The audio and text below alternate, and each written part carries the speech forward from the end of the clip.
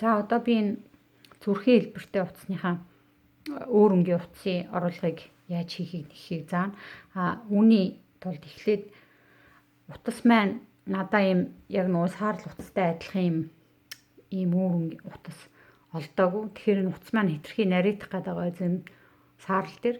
Тэгэхээр энэ нарийнхан утсаа 3 давхарлсан байгаа энэ нэхээс дээр. За тэгээ 3 давхарлахын тулд 3 ийм бондгор утсыг тавьж байгаа л гурвуулангийн ингээл давхарлал ингээл дахиад бүм ороогоол ингэж тийм олон ажил удаж байхаар би маш амархан арга зааж өгье яаж давхарлахыг. За утас давхарлахдаа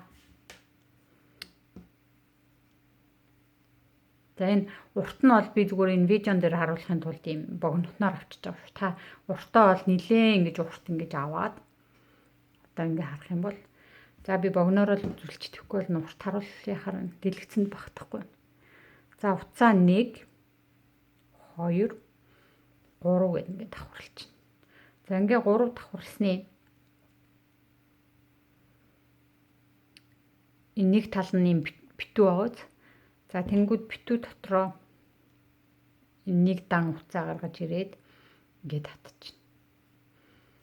Ингээд татхаар дахиад нөгөөх маань 3 болчихж байгаа. За тэгээ юмаа ингээд хийж явж байгаа утас маань энэ үзүүр дээр ирээд ингээд дахиад нэг дан болох гэдэвэл энэ гогцооныхон дундуур нөгөө нэг дан утсаа дахиж гаргаж татаж ирээд ингээ 3 болчихно. За ингээ сайн харж байгаа бол энэ битүү дотроо юмаа нэгж явж байгаад за ингээ үзүүртээ ирээд утас маань дуусах гэж ивэл энэ гогцоон дотроо нөгөө нэг утсаа ингэж хийгээд ингээд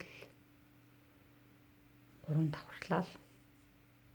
Тэнийг би зүгээр энэ дэлгэцэн дээр ингэж багтаахын тулд богинохын хийгээд байгаа. Түүнээс энэ гогцооныхон дундуур оруулаад ингээл 3 давхар. За ингэж давхарлсан байгаа.